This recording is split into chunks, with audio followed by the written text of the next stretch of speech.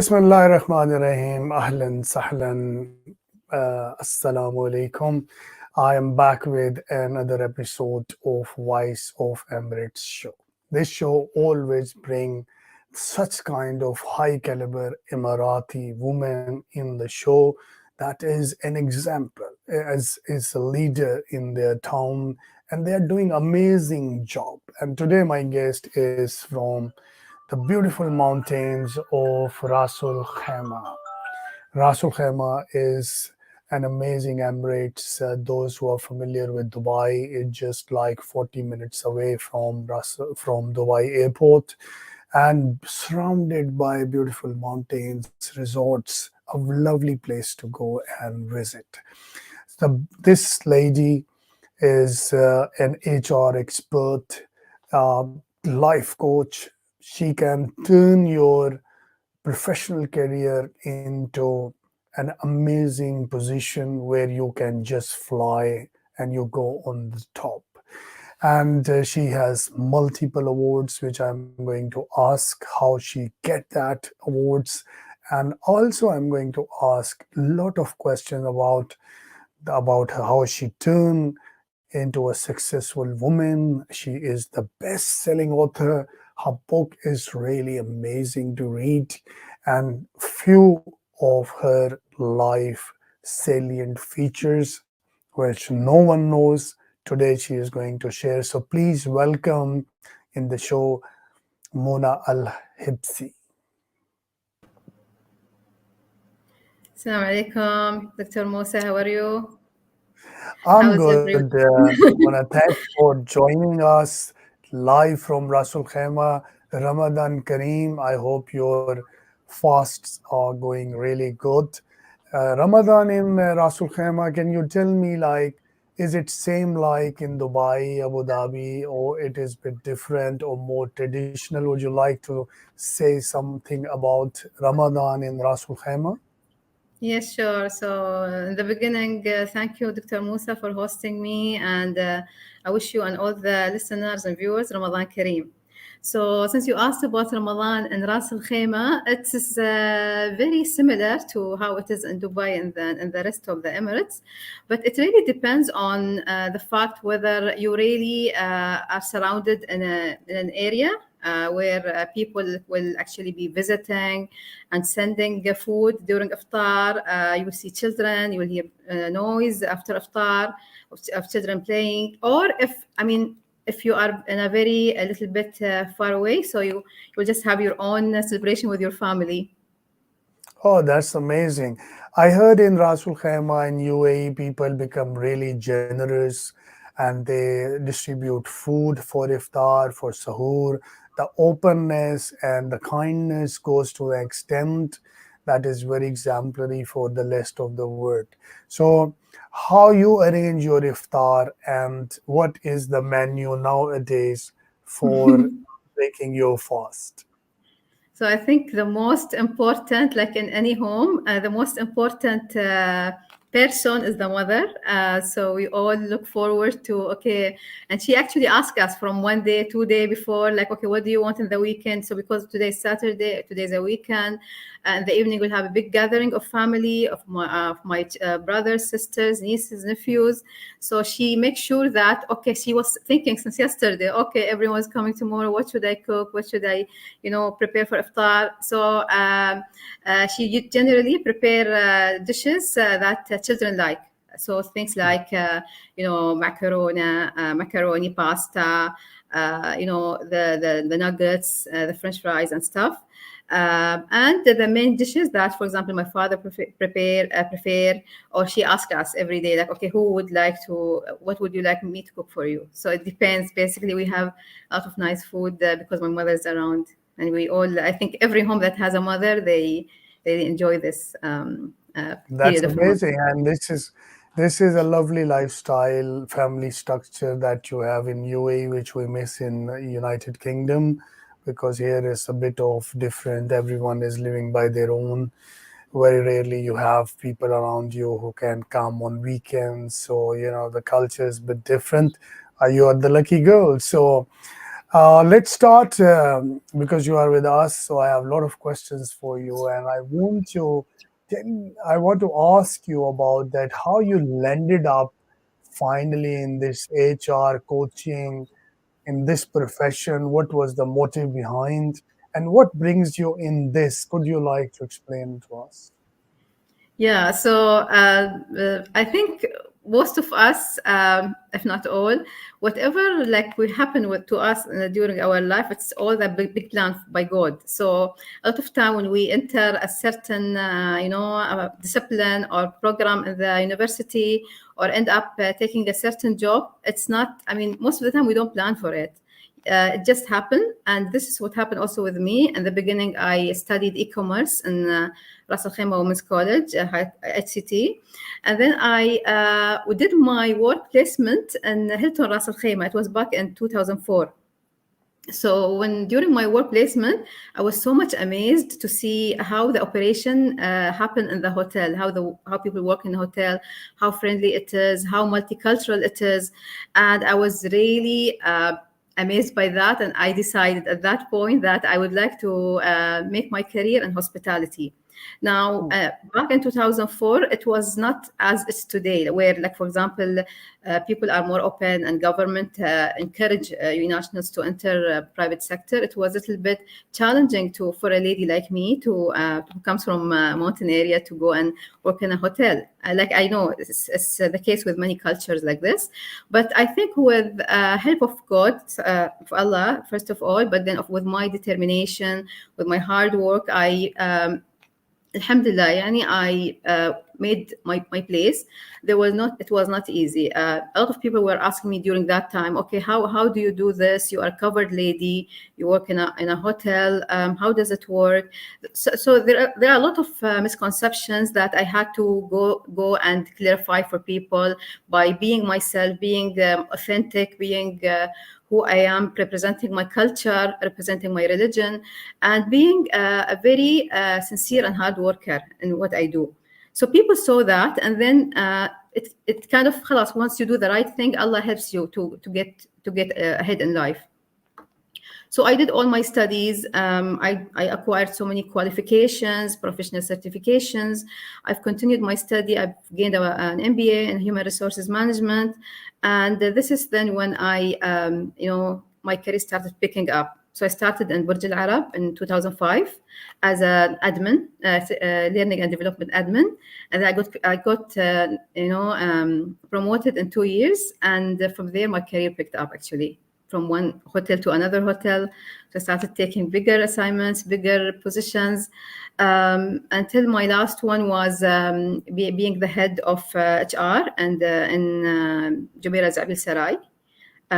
So that was really a big thing. So I Hmm. worked with several hotel chains in Dubai actually at that point. That's amazing. It's so inspiring that a girl from Rasul Khaima mountain break this barrier and enter into a hotel industry and excel it. All credit goes to you. And I always think that it's always difficult to be a change, and it's always for a female very hard to break the stereotype mentality of the society, and you did it, and all credit goes to you. And my next question for you is, I would like you to explain me about your book. This book, which is the best-selling book. What came in your mind as in a busy schedule and focusing on academically? Because you're a graduate, you know how to read, write, and understand and think. So you transform these abilities into a book. What is this book about, and what is the motive behind? Can you please elaborate on it?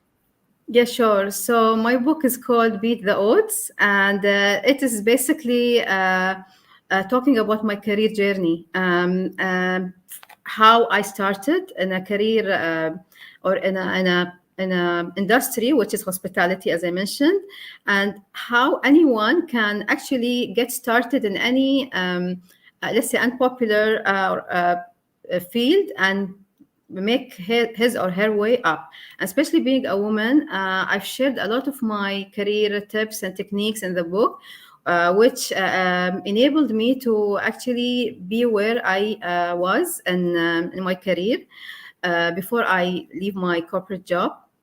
So it's all about tips, techniques, and also I thought about okay, so if I went through all this and I could do achieve a certain result, I think everyone else can do if they follow the simple tips that I've gained from my career.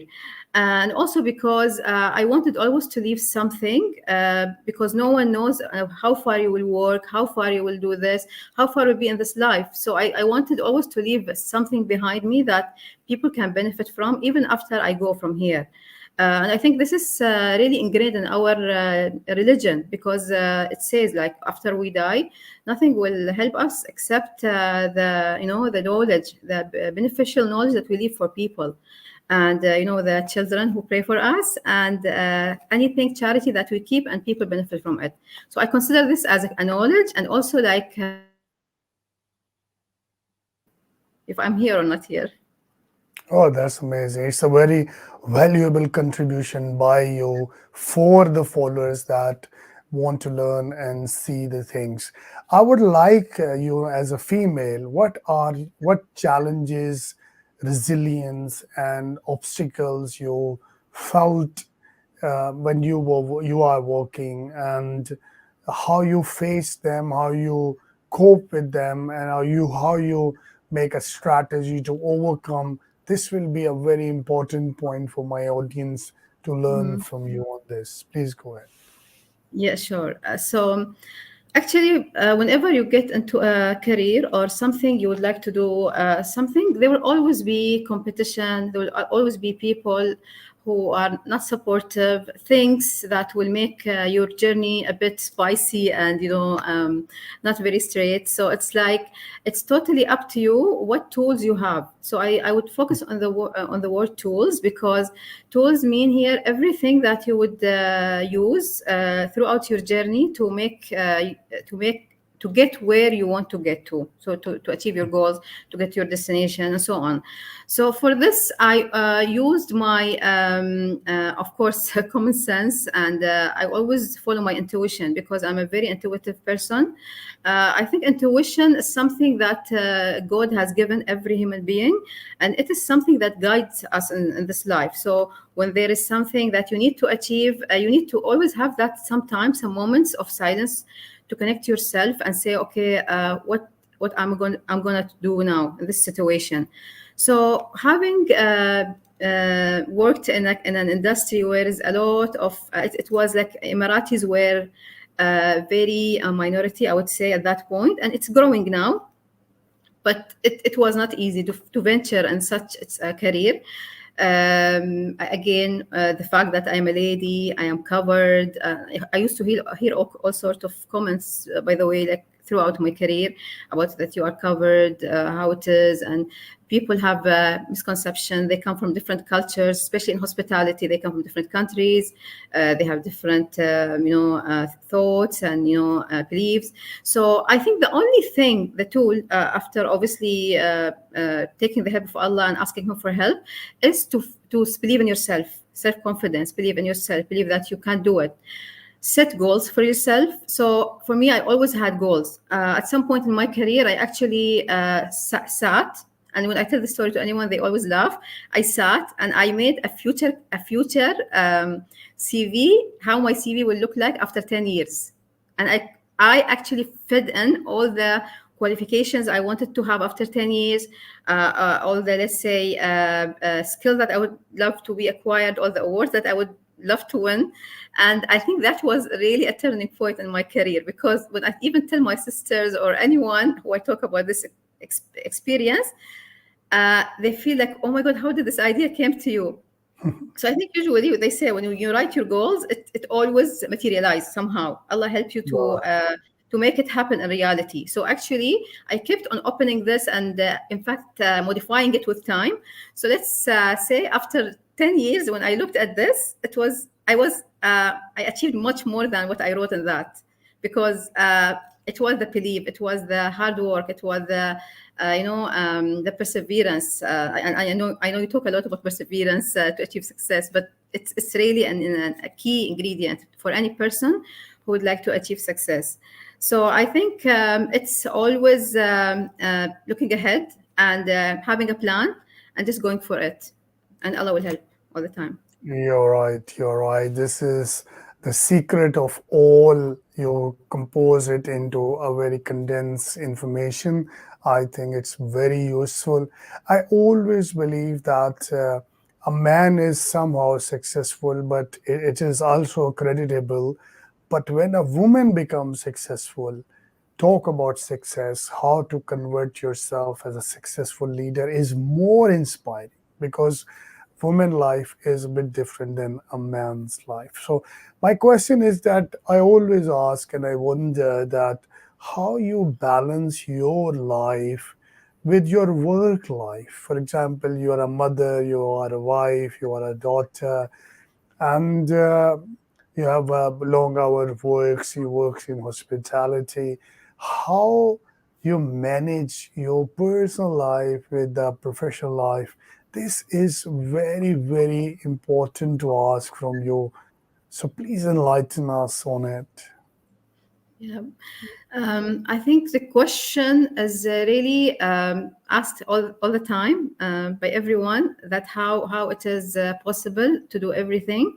It is, I would say, it is possible to do everything, but you need to prioritize. So, for example, let's say in the beginning of my career, I was, let's say, not married. I was not having a child. I could use that time to focus on building my career, on building my brand, on building, on acquiring all the education, certifications, anything that will make me a pioneer, a leader in my industry, in my field, because I had that luxury of time. But then once a woman, especially if you are talking about a woman, she gets married, she start having children, then her priorities will change. And a lot of people, I would like even to convey a message here, because a lot of people think that when a woman gets married and have children, then her interest gets less in, let's say, in work or in career or in achievement. But that's not true. It's just that there is a certain amount of time every day, and you need to prioritize it. So for a woman, and it happened with me actually, after I reached a peak of my career, I was in like in 20 around 2020, when I had my child, in late 2019. I had to make a very important decision of, okay, carrying on with my career and maybe having a nanny or getting my family or looking at my options to for childcare, versus like just quitting and sitting with my baby, because also he was immature, and he had some conditional a situation that I had to attend to him as a mother. So at that point, without even thinking about it, I just left my job and dedicated all my time to my baby. Now alhamdulillah, he's in good health. The thing is, during this time, I was not idle, like they say. I was not doing nothing. I was taking care of my child, but because I am an educated lady, I'm skillful. I know how to even carry on giving benefit, giving value for myself and for others. I could do a lot of things while I'm at home, and still I'm doing that. So I continued upskilling, learning new skills, attending online courses, using my, let's say, coaching skills to coach people. Writing, I'm a very obviously good writer, so I keep on sharing my insights about things that I have experienced, and let's say about leadership, about HR, about the world of work, how we are working, how it's changing, even about motherhood now, because I'm a mother. I'm going through certain experiences. So I think it's not about doing one thing or another. It's about bringing them all together and seeing what's suitable for you at a certain point in your life. So you can definitely continue giving even if you are a mother. Even a lot of people think the opposite way, but it's not true. And definitely talking about it is much more easier than doing it in life, in real life action, because I can't sit here and tell people, okay, how to make plans, how to plan their time or organize their time. But it's not like that. A lot of days you get so low as a mother, and I'm telling you this. In the past few years, I went through also emotional issues. Like, for example, I was always thinking about my career and thinking whether I've made the right decision. I'm sure a lot of mothers, they go through this. And at this time, the woman needs support. She needs emotional support, whether it's by husband or whether by family, because when she gets this, then she can recover and she can get up and do her work. But she can also then have the high vibes that encourage her to continue even in the hardest time. So I think I've a lot of times like this makes you stronger, makes you better, and we shouldn't take these times for granted. So it's all about how you make out of what you get in life. That's amazing. I think it's very insightful. And here I always ask a question from every woman that what you think, what is the importance of a husband in your professional career? Support, not support? Like, because I know some men, they say that, look, we will make money, you will not work, you will sit at home. And we see the other sides as well, that who understand that it's very important to enlighten and give opportunities to the women. So what you think, that what is the role of a husband in all that mental, physical, psychological stresses that a mother is passing through? Yeah, I think obviously the husband has have a very key role, as you mentioned. It all depends on what is happening in your life and how much understanding you both has established as a husband and wife before marriage, after marriage, and even before having a child. Because a lot of time life just happens, and we just need to carry on and keep going on with life. But the husband has an important role. If he will just support his wife emotionally, just tell her a few nice words that okay, he appreciate what she's doing for the family, appreciate what she's doing for the child, for everyone. This is only thing what she needs. A lot of time, if for example the husband will do the simplest work, simplest tasks of the day. Let's say, okay, you go sleep. He tells his wife, you go sleep. I will just play with the child. You didn't rest. I noticed you are tired. She will feel so happy that he has actually noticed that I'm not feeling well. So it's not a big thing to do, but I think it requires also a lot of communication. That's one part of it that I said. But also the second part to it is being mature people, like a husband and a wife living together. If the woman has any kind of needs, then she needs to be very vocal about it. She needs to tell her husband in a nice way that, okay, this is how I feel, or this is what I need from you. Because a lot of issues happen in families where a husband will expect his wife to do things for him, but he will not tell her what he needs. And the other way around, the wife will also expect stuff from the husband, and she will not talk. Because I think it's how we brought up, how what we see in our environment. But we need, as mature people, we need to really own everything that we have. Like, we own our discomfort, we own our problems, we own everything. So if I have problems, I need to be vocal with my husband. Now it's a different story that if I tell him he doesn't respond the way I was hoping that he does, that's a different thing. But we need to communicate. I think communication. Like, you see, I mean, you are a CEO. They always say in corporate and in businesses, and that communication is key. Is in family life is no difference. Actually, it's the same thing. You're right. You're right. This is an amazing suggestion. I mean, I never come across such a comprehensive suggestion, that communication is really important between husband and wife. And here I want to address some husbands as well, which I know they don't like women to work. I want to tell them that women work is really quality oriented.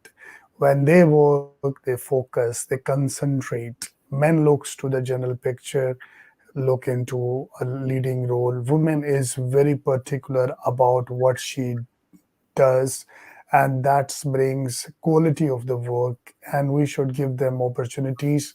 We should treat them as we treat our mothers. We feel that our mother require respect, care, and the support. Same way, our wives also require mental support, physical support, financial support, and a man should try to balance all these things in a most effective way. The success of a man is when his wife is saying that this man is really a man of care and respect and compassion. That's the award that a man should get from his wife. This is really important, all the men listening to me. And with this, we will head towards the last question of the day. What is your advice for upcoming women? How you see what are they, what they need to do, and what will be beneficial for them in the future? How they should path ahead themselves. Yeah, so as I mentioned even earlier, it's all about having that time of silence, of time of reflection, sitting with yourself and realizing, okay, or trying to understand what are your strengths, what are your skills, what are your hopes for the future? What do you want to do as a woman? Which are the areas that you would like to make a difference in? So based on that, you will have your plan. So once you have some kind of idea, you will make a plan, like you set goals, you make a plan, and if you are obviously like you have your family, talk to your husband, talk to everyone who's concerned, try to plan your life together, because as you also mentioned, it's once the wife and the husband becomes one family, then everything in the family has to do with both of them. So we don't have that like, okay, everyone would like to plan their life separately. There is a space element, of course, but then everything should be to the advantage of the family, to the bigger, benefit of the family. So once the woman has a plan, she try to execute it. She go attend courses in that area, skill herself. Before education didn't used to be that much, approachable. Now we can learn at the click of a button in our home. There are a lot of websites that provide courses, and also certified courses, not courses. So you need to see, okay, how do you want to learn? If you are a mother and you are taking care of a child, like in my case, I could do so many things while I'm at home, starting from the fact that having some time for myself to sit and know who I am as a person. Because once I left my job, one of the key questions that started coming to my mind is, who is Mona without her job title?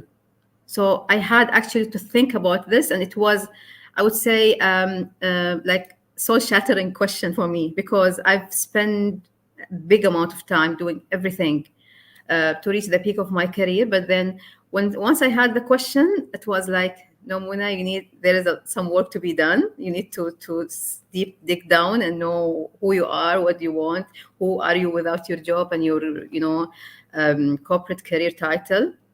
And I think a lot of women, after having a child or getting married, they have this kind of identity crisis, and they want to know which one is more important. Do I focus on my career? Do I focus on my family? Or how do I do both? Exactly like you asked me, how do you do this? I would say every person's journey is different. So it's not about just copying and pasting other people's journey. It's about benefiting from what they have learned, what they have said. But every person has to walk his journey alone. For that, you need to have a strong connection to God, to Allah, and understand yourself, and do what's right to make your goals materialize in this life. So learn skills, talk well to people, and put in the hard work, because work is important. And it's a very important element in our religion as well, because people, when they talk about work, they think it's a separate thing, and the religion is a separate thing, but it's not like that. Actually, in our religion, work is the worship itself. Like any person who goes to work or do anything for the sake of work, to make this world better, to benefit people, to do anything, add value in his community, this person is like he or she is going for something very noble. It's part of worship. So this is how someone would always be forward looking to achieve what they want to achieve in life. That's amazing. I think this is a very nice advice for our audience. And with this, I want to thank you for joining us today. And I'm looking forward to have you in my shows in future. Inshallah. Thank you very much, Dr. Musa, for hosting me. That's great. So this was so here we will conclude our episode for the day. This is an amazing guest I had. She is dynamic. She is innovative. She is she turns the life of a person into a new person, in a new personality with her coaching skills and human capital management is really important. If you get a nice human capital in your company, in your home, honestly, the organization will change. If you have better people, better team, better performance will come out. This is what is the importance of HR experts, life coach, and the success coach in our life. The month of Ramadan is going on. We all are fasting, and this is a month of blessings. So I always advise that wherever you are, you're fasting, keep a good care of your nearby people, either your brother, your sisters, your kids, your neighborhood. Open the doors of your home, open the zips of your pockets, and spend people on their iftar and sahur. Give them gifts, because in the Ramadan, anything you do, it give you rewarded multiple time more than a normal day we do. Ramadan is a blessed month.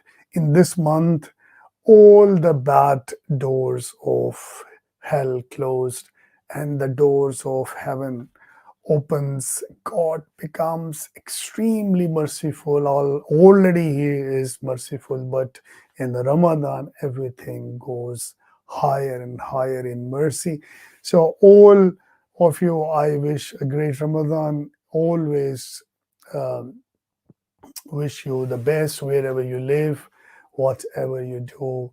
Stay positive and keep contributing in the world by supporting women empowerment, women leadership. Make women like our mother Khatija, who was the wife of Prophet Muhammad, peace be upon him. And she was a business lady, she was a house handler, she was a support for the Prophet as a wife, and everything is so ideal. We want to see everyone, all our Muslim girls and women like Khadija. With this hope that the world is positive and we are very hopeful things will be brighter and brighter. I want to thank you for joining us today, and I'm looking forward to see with my new guest in the same show next time, same time. Till then, Allah Hafiz. Goodbye. Take care of yourself.